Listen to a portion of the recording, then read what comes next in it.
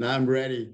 So talking after Sabin and Simon and Maddie, it's a huge challenge, but I will try to do my best here. So, distinguished colleagues, I'm Pedro Borges Mourão, state prosecutor with the Public Prosecutor's Office of the State of Rio de Janeiro, Brazil.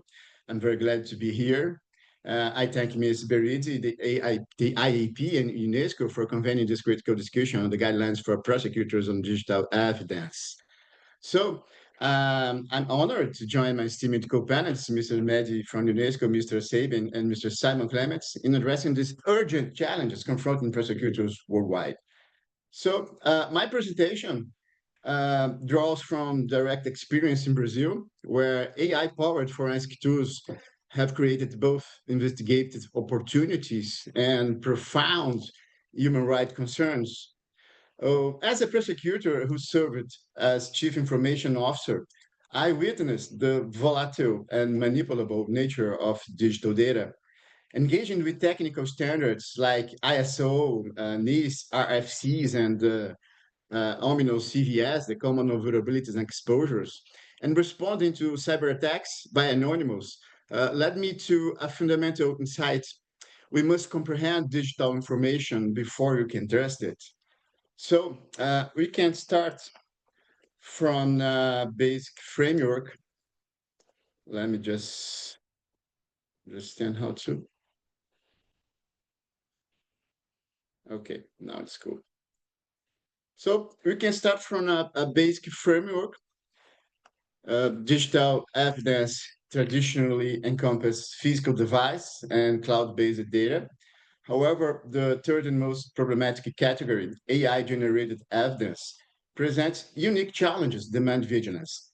The black box problems renders many AI systems fundamentally opaque to external scrutiny. Double reliability standards require rigorous scrutiny, yet AI-generated conclusions often lack necessary validation protocols.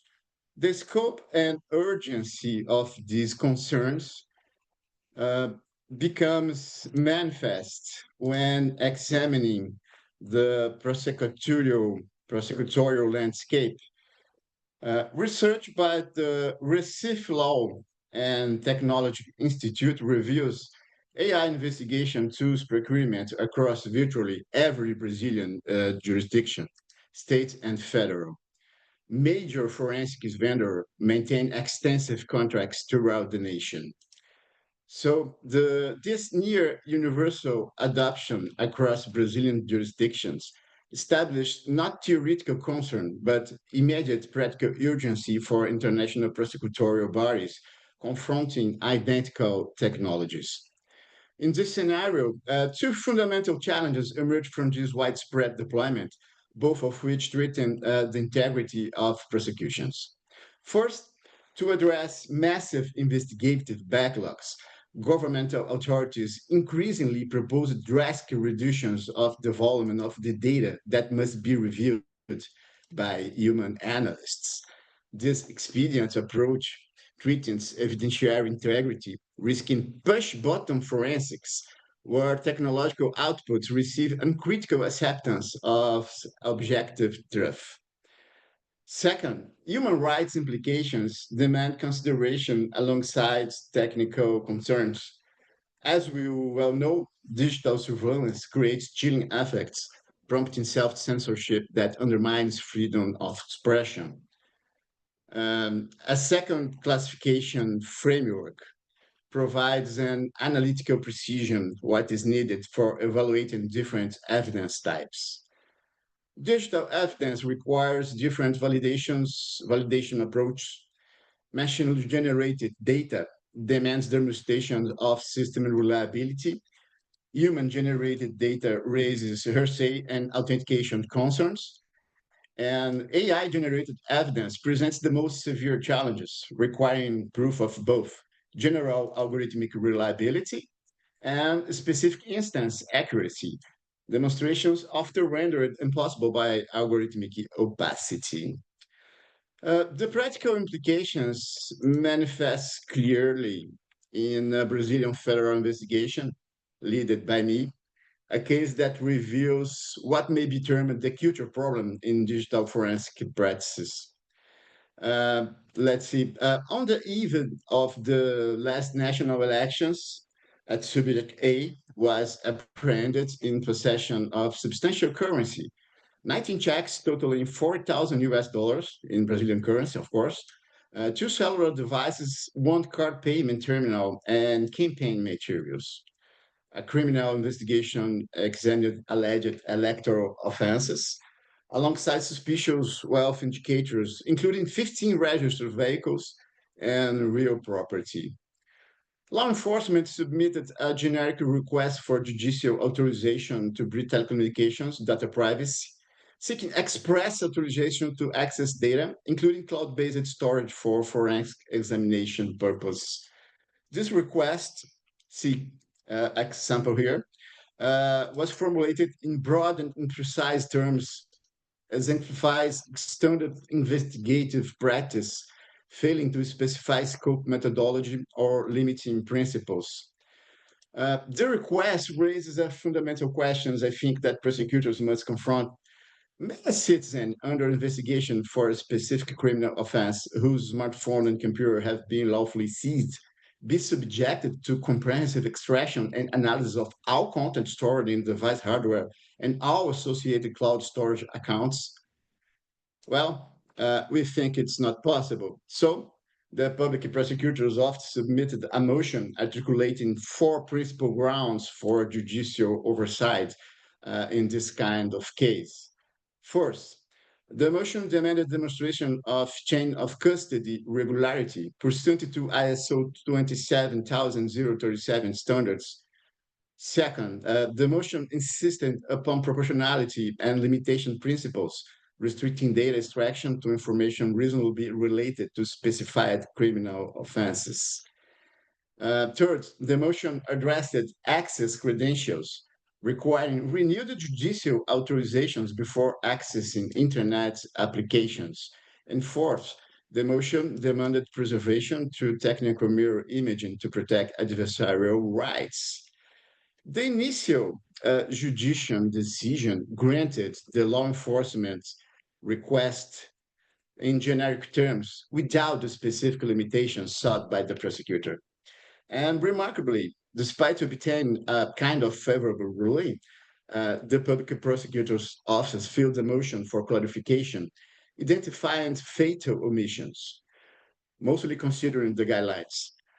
The motion articulated two core deficiencies: absence of scope using undefined terms like cloud data and phone data, lacking, of course, a specification regarding file types, temporal limits, or any relevance criteria. So the revised decision, judicial decision granted the request specification. However, even after this intervention, the forensic examination requisition revealed a significant cultural problem, as I say, standards practices that were inherently problematic had become the default. That's the true. Law enforcement requests general device characteristics and extraction of all WhatsApp data with the ominous provision, other data deemed useful, and unbounded scope negating the judicial limitations.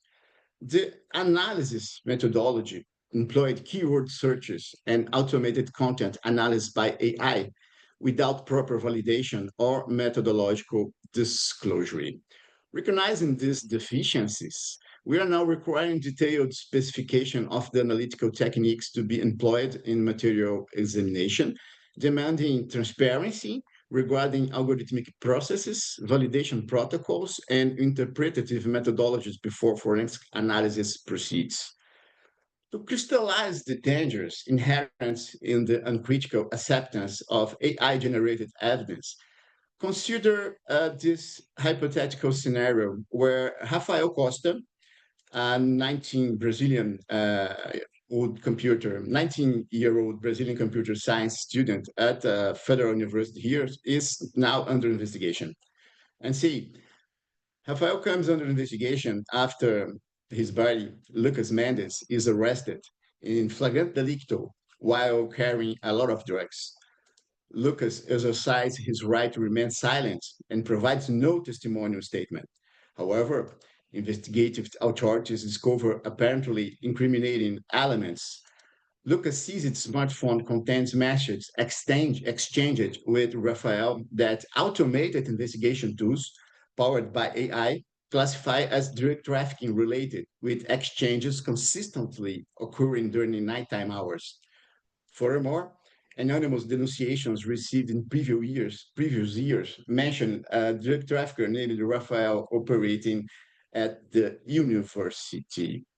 This confluence of circumstantial evidence, the algorithmically classified messages, the temporal patterns, and the anonymous reports creates an apparently compelling investigative basis. Furthermore, Rafael processes a prior criminal record for drug possessions, with investigative authorities interpret as confirming the algorithmic classifications. So, based upon this accumulated circumstantial evidence, authorities obtained a judicial warrant for search and seizure of Rafael's residence. The search results in seizure of Rafael's smartphone and personal computer, and forensic software processed the seizure smartphone, extracting 2,347 WhatsApp conversations, comprising at least 47,892 messages across 18 minutes. Of course, the natural language processing algorithms analyze textual content seeking any criminal patterns.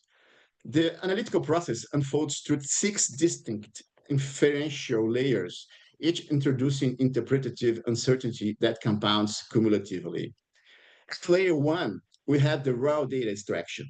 Okay, the system capture observable facts, timestamps, metadata, like Simon said, literal text, and this constitutes direct evidence, subject to authentication requirements, of course.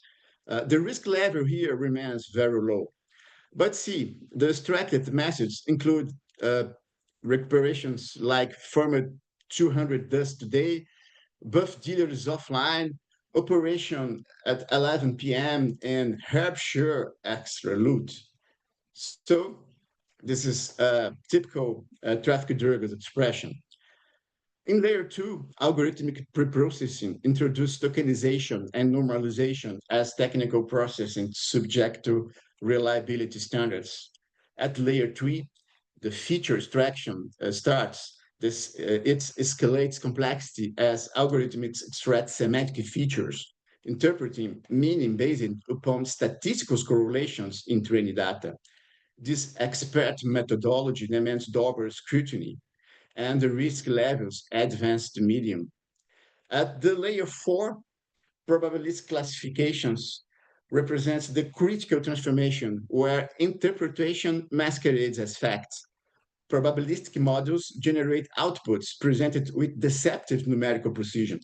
The system assigns a confidence score of 98.6% classifying content as drug trafficking.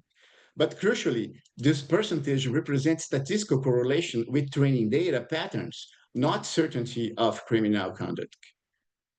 The legal natures remain only like expert opinion, not established fact, yet numerical precision creates an aura of scientific objective, and the risk level escalates to high.